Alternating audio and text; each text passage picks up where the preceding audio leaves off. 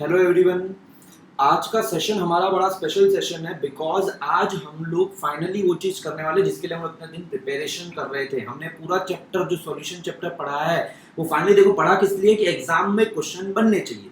तो वो चीज़ हम चेक कैसे करेंगे, हम लोग चेक कैसे करेंगे, हम लोग क्या करेंगे कि ये जो चैप्टर है इसके प्रीवियस ईयर्स के क्वेश्चन सब हम लगा के देखेंगे कि भाई क्या तुम लोगों से वो क्वेश्चन बन रहे हैं, क्या भाई मैंने जब पढ़ा दिया तुम्हें पूरा चैप्टर प्रैक्टिस करवा दी उसके बाद में वो क्वेश्चन तो बनने चाहिए जो फाइनली एग्जाम में पूछे जाते हैं, जो पूछे गए हैं एक्चुअली। ठीक है ना, इंपॉर्टेंट क्वेश्चन एक तरीके से क्या हुआ भाई वो जो एग्जाम में पूछे जाने वाले। सो प्रीवियस ईयर्स के वो क्वेश्चन हम लोग अब करके ये देखेंगे कि हमारी प्रिपरेशन हमने जो करी है वो प्रॉपर रही के नहीं रही। तो उसके लिए बेटा देखो आज का जो मेरा ये वाला पर्टिकुलरली वीडियो है this is particularly dedicated for JEE advanced question. JEE advanced में पूछे गए जो क्वेश्चन है पिछले ईयर्स के अंदर वो हम लोग यहाँ पे सॉल्व करेंगे। एक और वीडियो में बनाऊंगा वो पर्टिकुलरली किसके लिए होगा, प्योरली फॉर नीट स्टूडेंट्स। अरे बस में अब एक और चीज समझ जाना, आज का वीडियो जेई एडवांस जेई देने वाले जो बच्चे हैं, जेई मेंस एडवांस दोनों देने वाले बच्चों के लिए तो अनिवार्य है, देखना कंपलसरी है। नीट वाले भी देख सकते हैं just for their concept clearing. लेकिन एक चीज समझ जाना, जेई एडवांस के पर्टिकुलर जो क्वेश्चन करवा रहा हूं तो थोड़े इन डेप्थ क्वेश्चन ज्यादा होते हैं जो नीट में एज इट इज पूछे नहीं जाएंगे आप लोगों को, लेकिन कंसेप्ट क्लियरिंग के लिए काम आएंगे। नीट में जो प्रीवियस ईयर्स के क्वेश्चन है उसका वीडियो मेरा जो अगला वीडियो रहेगा वो पर्टिकुलरली उसके ऊपर रहेगा, वो तो आपको देखना है। ठीक है ना। So let us now discuss previous years question, जेडब्ल्यू advanced questions which were asked in previous years. ठीक है, related to which chapter, solution chapter जो हमने पढ़ा है। तो सबसे पहला क्वेश्चन आप लोग की स्क्रीन पे यहाँ पे आ गया है, let us read it out and discuss it. देखो ये है क्वेश्चन 2017 एडवांस में पूछा गया सवाल है, 2017 जेडब्ल्यू एडवांस्ड में पूछे गए सवाल है। ये क्वेश्चन क्या है, let us read it very properly. हम लोग आराम से करेंगे इन क्वेश्चंस को अभी। For a solution formed by mixing liquids L and M, the vapor pressure of L plotted against the mole fraction of M in solution is shown in the following figure. Here XL and XM represents mole fraction of L and M respectively in the solution. The correct statements applicable to this system is or are. पहली बात तो ये बता दूं, ये सवाल जो है ये है आपका more than one correct option वाला। ठीक है ना, ये जे एडवांस में पैटर्न में एक इस तरीके का पैटर्न होता है, मोर देन वन ऑप्शन भी करेक्ट होते हैं उस पार्ट में। ठीक है, तो ये वो क्वेश्चन है हमारा। इस क्वेश्चन को मैंने रीड कर दिया आपके लिए। इस क्वेश्चन के साथ में एक आपको ग्राफ दिया हुआ है एंड ऑप्शंस दिए हुए हैं। ये पर्टिकुलर क्वेश्चन ऐसा है जिसमें आपको सारे के सारे ऑप्शंस एक बार सही से चेक करने पड़ेंगे, सही है या गलत है। अरे बात समझ में। सो लेट अस सी नाउ, ये क्वेश्चन मैंने रीड कर लिया, इसके बाद में सबसे पहले मैं ग्राफ एक तरीके से यहाँ पे एक्सप्लेन कर देता हूँ आपको। जो गिवन ग्राफ है कुछ इस तरीके का है। The graph is something like this, कि हमारे पास में ये एक इस तरीके का ग्राफ दिया हुआ है which is plotted something like this, इस तरीके का कह सकते हैं हम लोग। Here this is Z point, ये हमारा 1 लिखा हुआ है यहाँ पे। This is XM, mole fraction of M, यहाँ पे 1 है और यहाँ पे 0 है, ऐसा बताया गया है। And this is basically your pressure of vapour pressure of L। ठीक है, दो लिक्विड्स है ना L and M, तो vapour pressure of liquid L यहाँ पे रिप्रेजेंट किया गया है। एंड अनदर थिंग इज यहाँ पे मैं बताया गया है कि XM इधर 0 है इधर 1 है। अब दो लिक्विड याद करो, हमने राउल्स लॉ का जो ग्राफ देखा था वो इसी तरीके का था। नीचे क्या था, मोल फ्रैक्शन थे कंपोनेंट्स के और ऊपर वेपर प्रेशर्स थे। ठीक है, अब इस ग्राफ को हम लोग ने बना लिया। Let us now one by one check the options. पहला ऑप्शन क्या कह रहा है, the point Z represents vapour pressure of pure liquid M। Point Z जो है वो vapour pressure of pure liquid M है, ऐसा बोल रहा है पहला ऑप्शन। पहली चीज ऑप्शन ए जो हमारा है वो गलत हो गया। क्यों गलत हो गया, देखो यहां पे अगर मैं देखूं इस एक्सिस पे XM is mole fraction of M, mole fraction of M इधर 0 रिप्रेजेंट किया गया है। मतलब मैं ये कह सकता हूं इधर मोल फ्रैक्शन ऑफ M अगर 0 है at this point XM equals to 0 है अगर, therefore XL will be equals to 1। मतलब यहां पे मैं कह सकता हूं कि प्योर लिक्विड L प्रेजेंट है, so this point will be vapor pressure of pure liquid L। लेकिन ऑप्शन ए में हमें दिया हुआ है this point Z is vapour pressure of pure liquid M, which is not correct. समझ में आ गई बात, तो पहला ऑप्शन हमारा गलत हो जाता है, वो हमारा आंसर्स में काउंट नहीं होगा। नेक्स्ट बात करते हैं ऑप्शन बी की।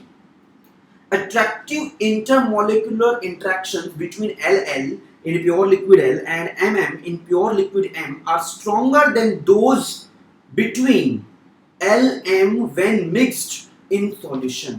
अब ये क्या बात आ रही है, याद करो हम लोग ने देखा था कि जो नया सॉल्यूशन है उसके जो इंटरेक्शन है मॉलिक्यूल्स के वो ज्यादा होंगे कम होंगे, वो चीज डिसाइड करेगी। क्या चीज डिसाइड करती है? वो पॉजिटिव डेविएशन सॉल्यूशन है या नेगेटिव डेविएशन सॉल्यूशन है। नाउ इधर अगर हम ध्यान से देखें ये ग्राफ जो है, इसमें मैं ऐसा कह सकता हूं कि अगर मैं ये आइडियल सॉल्यूशन के लिए बनाता तो ये कुछ इस तरीके का आता ग्राफ। मानते हो या नहीं मानते हो? ऐसा थी ना, स्ट्रेट लाइन आनी चाहिए थी। लेकिन हमें जो गिवन ग्राफ है वो कैसा गिवन है, देखो ध्यान से, पॉजिटिव डेविएशन गिवन है। अगर पॉजिटिव डेविएशन ग्राफ गिवन है, इसका मतलब क्या हो गया? वेपर प्रेशर एक्सपेक्टेड से ज्यादा है। सॉल्यूशन का जो वेपर प्रेशर है वो एक्सपेक्टेड से क्या है? ज्यादा। अगर सॉल्यूशन का vapour pressure expected vapour pressure से ज्यादा है तो मैं ये कह सकता हूं दैट जो नए इंटरेक्शंस है वो नए इंटरेक्शंस क्या है? वीकर है। नए इंटरेक्शंस हमारे क्या है? वीकर है। लेकिन ऑप्शन बी क्या कह रहा है? देखो ऑप्शन बी यही कह रहा है, yes L L and M M interaction stronger है as compare to the new solution interaction. Yes, because new solution के इंटरेक्शन जो क्या है हमारे वीकर है, ये हम लोग ने अभी देखा from the graph. So your option B is correct. Option B सही स्टेटमेंट है। Next option C, the point Z represent vapor pressure of pure liquid M in Raoult's law is obeyed when XL is tending to 0। वापस से पहली बात तो यहाँ पे यही गलत आ गई कि vapour pressure of pure liquid M represent कर रहा है क्या? ये Z पॉइंट नहीं, it is representing vapour pressure of pure liquid L। So option C हमारा साफ साफ गलत हो जाता है। देखो कितनी आसानी से हो जा रहा है, बिकॉज हम लोग ने क्या किया था, डिटेल में इस तरीके के ग्राफ को रॉल्स लॉ के लिए स्टडी किया था, इसलिए देखो आसान हो गई ये चीज हमारे लिए। ऑप्शन डी की बात करते हैं। ऑप्शन डी क्या कह रहा है? देखो the point Z represent vapour pressure of pure liquid है। बिल्कुल सही बात है, लेकिन अभी पूरा स्टेटमेंट नहीं पढ़ा है, अभी पहले कंक्लूड मत करो। आधा स्टेटमेंट सही होने से आंसर नहीं आ जाएगा। देखो the point Z represent vapour pressure of pure liquid है, यहां तक सही है। And Raoult's law is obeyed when XL is tending to 1। now let us see what is this trying to say। XL tending to 1, देखो XL tending to 1 मतलब ये वाले point की तरफ जब हम जा रहे हैं तो राउल्स लॉ ओबे हो रहा है क्या? मतलब हमारा सॉल्यूशन क्या आइडियल सॉल्यूशन बिहेवियर शो कर रहा है क्या? Late us see how. अगर आप ये ग्राफ देखोगे तो आइडियल सॉल्यूशन की लाइन लगभग ये डॉटेड लाइन जैसी थी, पॉजिटिव डेविएशन की लाइन ये थी। लेकिन अगर आप देखोगे एक्सेल टेंडिंग टू 1 की तरफ, ये जो सॉल्यूशन है इसका जो नेचर है वो आइडियल नेचर की तरफ टेंड हो गया है, ऐसा दिख रहा है हमें। मतलब when XL is tending to 1 this solution is showing ideal behavior and it is following Raoult's law। I can say this thing। ये बात समझ में आई कि नहीं आई? towards this XL tending to 1 यहाँ पे Raoult's law फॉलो होने लग रहा है, इसलिए ऑप्शन डी भी हमारा क्या हो गया? सही। So the correct answer for this question of 2017 JEE Advanced is B and D। both options are correct। Clear हुआ फंडा? आराम से ऑप्शंस को स्टडी करके फिर आपको आंसर देना है। Now this was your first question। Let us move to the second question। ये क्वेश्चन जो है 2016 एडवांस में पूछा गया क्वेश्चन है, लेकिन बेटा पर्टिकुलरली ये वाला जो क्वेश्चन है ना, ये क्वेश्चन आपके जेई मेंस में भी पूछा जा सकता है एंड नीट में भी पूछा जा सकता है। It's a very simple question वैसे देखा जाए तो, हालांकि इसके पीछे करने की चीजें जो है, कंसेप्चुअली जो चीजें वो बहुत इंपॉर्टेंट है। क्वेश्चन क्या है? Let us read it out. Mixtures showing positive deviation from Raoult's law at 35 degrees Celsius is और R। वापस से this is question of more than one option correct। ठीक है, पार्ट उस पार्ट का क्वेश्चन है। Let us see 4 options given to us। 4 option जो given है, पहला ऑप्शन है carbon tetrachloride plus methanol, option B is carbon disulphide plus acetone, C benzene plus toluene and D is phenol plus aniline. इन चारों option में से ऐसा कौन सा ऑप्शन है हमें जो बताना है वो positive deviation from Raoult's law show करेगा। अब देखो एक तो तरीका है कि आपको याद हो, ठीक है, एग्जांपल्स, लेकिन देखो अच्छे, अब जैसे ये जेडब्ल्यू एडवांस में पूछा गया क्वेश्चन है तो जरूरी नहीं है सारे के सारे ऑप्शन आपको कहीं ना कहीं दिए हुए होंगे, ठीक है ना, तो अब याद तो वही रहेंगे जो आपने कभी पढ़े होंगे। अब कुछ नया ऑप्शन दे देंगे तो वहां पे आप कंफ्यूज हो जाओगे, तो उससे अच्छा है कि आप पीछे का कंसेप्ट समझ लो ताकि आपको कभी दिक्कत ही नहीं आने वाली। भले ही वो जेईई एडवांस में पूछा जाए सवाल, मेंस में पूछा जाए या नीट में पूछा जाए, कहीं दिक्कत नहीं आएगी। लेट अस सी कैसे करेंगे हम लोग इस क्वेश्चन को।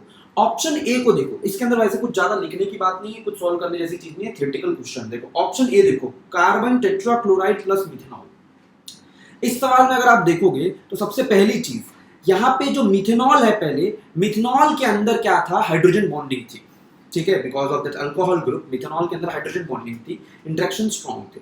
जब तुमने उसमें कार्बन टेट्राक्लोराइड ऐड किया, अब हाइड्रोजन बॉन्डिंग का जो एक्सटेंट है वो क्या हो जाएगा, कम हो जाएगा। अमाउंट ऑफ हाइड्रोजन बॉन्डिंग जो होने वाली है, अब जब खाली मिथेनॉल था तब ज्यादा थी, बट तुम जब CCl4 भी मिक्स कर दिया उसके अंदर, कार्बन टेट्राक्लोराइड भी मिक्स कर दिया, तो जो नया सॉल्यूशन था उसके अंदर हाइड्रोजन बॉन्डिंग जो है कम अमाउंट में होगी।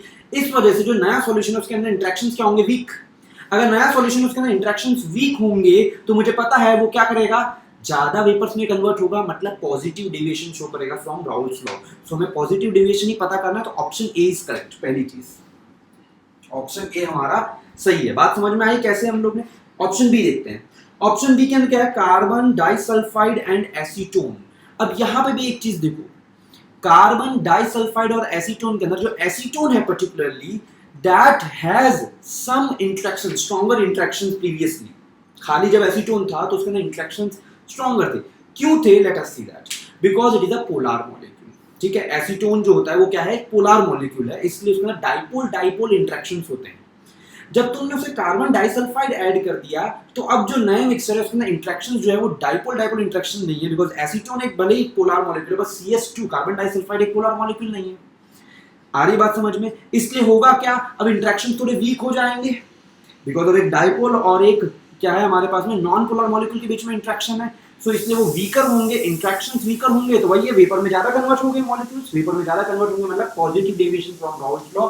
इसलिए ऑप्शन बी भी हमारा पॉजिटिव डेविएशन का एग्जांपल है। पहले दोनों ऑप्शन सही आ गए। Let us see question option number C, benzene plus toluene. अब बेंजीन प्लस टोल्यूइन में ऐसी कोई चीज नहीं है, वो दोनों जब मिक्स होते हैं वो क्या करते हैं, आइडियल सॉल्यूशन शो करते हैं। जैसे पहले इंटरेक्शंस थे अभी भी वही है, पहले कहीं डाइपोल डाइपोल या हाइड्रोजन बॉन्डिंग या ऐसा कुछ होके बाद में चेंज हो गया हो, ऐसा कुछ भी नहीं है। इसलिए option C is an example of ideal solution, therefore वहां पे पॉजिटिव डेविएशन नहीं आएगा, तो ये हमारे आंसर में इंक्लूड नहीं होगा। बात करते हैं ऑप्शन डी की। Option D is phenol plus aniline. देखो खाली जब फिनॉल का सॉल्यूशन था और अब जो हमारे पास में खाली एनिलीन का सॉल्यूशन था, मान लो अलग अलग, तब उनके अंदर कोई ऐसे तरीका कोई हाइड्रोजन बॉन्डिंग जो है ना, इंटरमोलिकुलर हाइड्रोजन बॉन्डिंग पर्टिकुलरली वहां पे ज्यादा नहीं थी। लेकिन जब तुमने फिनॉल और एनिलीन को मिक्स किया तो जो नया सॉल्यूशन बन रहा है ना बेटा, वो दोनों मॉलिक्यूल्स के बीच में इंटरेक्शन ज्यादा है due to intermolecular hydrogen bonding. Phenol molecule as well as aniline molecule, they both interact with each other using intermolecular hydrogen bonding, और वहां पे स्ट्रॉन्गर इंटरेक्शंस आ जाएंगे बाद में, मिक्सिंग के बाद में स्ट्रॉन्गर इंटरेक्शंस हो गए मिक्सिंग के बाद में। इसका मतलब क्या हो गया, हमारा negative deviation from Raoult's law हो जाएगा। नेगेटिव डेविएशन का एग्जांपल है ऑप्शन डी। हमें तो क्या चाहिए था, पॉजिटिव डेविएशन का एग्जांपल चाहिए था, तो ये भी हमारे आंसर में इंक्लूड नहीं होगा। So the correct answers for this question are option A and B. Conceptually कैसे देखना है समझ में आ रहा है, इंटरेक्शंस बिफोर एंड आफ्टर वो आपको देखने हैं, उससे आप कंक्लूड कर पाओगे कि पॉजिटिव डेविएशन होगा, नेगेटिव डेविएशन होगा, या आइडियल सॉल्यूशन बिहेवियर शो करेगा। So this was your second question, and ये कौन सा क्वेश्चन था, जेडब्ल्यू एडवांस में पूछा गया सवाल है 2016 में। Now let us see our third question. Third question क्या है, अब ये न्यूमेरिकल वैल्यू क्वेश्चन है, ठीक है, न्यूमेरिकल वैल्यू बेस्ड क्वेश्चन है। अब इसके अंदर हम लोग देखते हैं कि क्या क्या चीजें गिवन है क्वेश्चन में। लिक्विड्स ए एंड बी, अच्छा ये क्वेश्चन कौन सा है, 2018 एडवांस्ड में पूछा गया क्वेश्चन है। 2018 एडवांस में पेपर 1 में पूछा गया क्वेश्चन है। Liquids A and B form ideal solutions over the entire range of composition. At temperature T, equimolar binary solution of A and B has vapor pressure of 45 torr. At the same temperature, new solution of A and B having mole fractions XA and XB respectively has vapor pressure of 22.5 torr. The value of XA by XB in the new solution is what? Given that the vapor pressure of pure liquid A is 20 torr at temperature T. हमें काफी चीजें यहाँ पे question में given है, एक बार पहले mention कर लेते हैं हमें जो जो चीजें गिवन है। देखो क्वेश्चन के अंदर हमें पहले एक बार गिवन है total pressure P total is equals to, हमें दिया हुआ है 45 टॉर। इसे टॉर यूनिट में ही रखते हैं हम लोग, ठीक है। दूसरी चीज जो हमें गिवन है, इक्विमोलार मिक्सचर था उस पार्ट में, इक्विमोलार मिक्सचर गिवन है, इक्विमोलार मिक्सचर। ऑलराइट, इसके बेसिस पे भी मुझे क्या क्या मिल सकता है पहले वो करते हैं हम लोग। देखो ये हमारा first part of the question है, उसके बाद में सेकंड पार्ट पे करेंगे। First part of the question में हमें क्या मिल जाएगा, पहले तो मुझे ये चीज पता है that P total is equals to क्या होता है हमारे पास में, what is P total, partial pressure of A component plus partial pressure of B component, सभी कंपोनेंट्स के पार्शियल प्रेशर का जो समेशन होता है वही क्या होता है हमारे पास में टोटल प्रेशर। ये एक तरह से क्या हो गया Dalton's law. Now Rawls law के अकॉर्डिंग में ये कह सकते हो पार्शियल प्रेशर ऑफ ए जो है हमारा वो क्या हो जाएगा एक तरीके से mole fraction of A into vapour pressure of pure A, and partial vapour pressure of B क्या हो जाएगा हमारे पास में यहाँ पे XB into P not B। ये चीज क्लियर है, इतना आपको समझ में आना चाहिए पहली चीज। Now next let us study. अभी मुझे P टोटल गिवन है क्वेश्चन में, कितना गिवन है देखो, this is our PT is given as 45 which is equals to XA। Equimolar mixture है, मतलब जितने मोल A के होंगे उतने मोल B के होंगे, तो mole fraction of A and B will be equals to what 0.5 so mole fraction की वैल्यू मैंने यहाँ पे 0.5 लिख दी। ये आई थिंक सबको समझ में आ जाएगा, इसमें किसी को समझाने की जरूरत नहीं पड़नी चाहिए। मोल फ्रैक्शन कैसे 0.5 आया XA into P naught A, इसको भी मैं एज इट इज, अच्छा P नॉट A भी क्वेश्चन में गिवन है क्या देखो, यस हमें vapour pressure of pure liquid A is given as 20 plus XB क्या हो जाएगा 0.5 इनटू P नॉट B। इधर से जब ये सॉल्व करूंगा देखो ये क्या हो जाएगा 45 is equals to this is 10 plus 0.5 into P not B, therefore I can say this is 35 and P not B will be equals to P not B की वैल्यू हमारे पास में कितनी आ जाएगी, let us see, this will be coming out to be 35, this is 70। P not B की value मेरे पास में आ जा रही है 70 टॉर। हमें अभी ये चीज नहीं पूछी है, अभी ये हमें प्योर B का वेपर प्रेशर मिल गया, प्योर A का मेरे पास में पहले से गिवन था। अब मुझे क्वेश्चन में दिया हुआ है कि अब मैंने क्या किया, सेम टेम्परेचर कंडीशंस के अंदर इस बार XA XB मोल फ्रैक्शंस अलग लिए, पहले हमने इक्विमोलर लिया था but in the second part मैंने डिफरेंट लिए। डिफरेंट क्या लिए लेट अस सी, हमें वो XA XB गिवन है, सो इस बार मैं टोटल प्रेशर वापस फॉर्मूला लिखूंगा, PT इस बार जो है वो वापस से PA प्लस PB में लिख सकता हूँ। PT इस बार नए पार्ट में हमें कितना गिवन है देखो 22.5 टॉर, 22.5 टॉर गिवन है। This will be equals to XA into P naught A, XA into P naught A, P naught A तो पहले वाला रहेगा जो है 20 क्वेश्चन में गिवन है, प्लस XB into क्या आ जाएगा XB into P not B। P not B की वैल्यू अभी हमने निकाल दी 70, right. Now I can say that this can be written as XA into 20 plus XB को मैं क्या लिख सकता हूँ 1 माइनस X। तुम बोलोगे सर ये कैसे आ गया, देखो दो कंपोनेंट है A and B, total mole fraction equals to 1 होगा, XA plus XB will be equals to 1, so I can write XB as equals to 1 minus XA। यहाँ पे आ गया into 70 एज इट इज रह गया। इसे हमें बस सॉल्व करना है, वेरी सिंपल। यहाँ से आप सॉल्व करोगे you will get your XA value. जब हम लोग ये सॉल्व करते हैं तो इसे XA की जो वैल्यू हमारी आ रही है, the XA value comes out to be XA value हमारी आनी चाहिए यहाँ से 0.95। आप प्लीज इसे कैलकुलेट कर लीजिएगा, 0.95 आपकी वैल्यू आ जाएगी। Now when XA is equals to 0.95 I can say that XB will be equals to 0.05। Therefore I can finally say that हमें क्वेश्चन में निकालना था XA by XB, XA by XB, this will be equals to 0.95 divided by 0.05, that will be 95 divided by 5 which is nothing but 19। 19 is your numerical value answer to this question। देखो ये question आप बोलोगे sir ये तो बहुत ही ज्यादा आसान question होगा एक तरीके से, ये जेईई एडवांस में पूछे गए हैं सारे के सारे, यस जेईई एडवांस में पूछे गए हैं। अभी बेटा तू है ना बड़े आराम से खुले दिमाग से बहुत ही without any pressure question solve कर पा रहा है, इसलिए काफी आसान भी लग जाएंगे।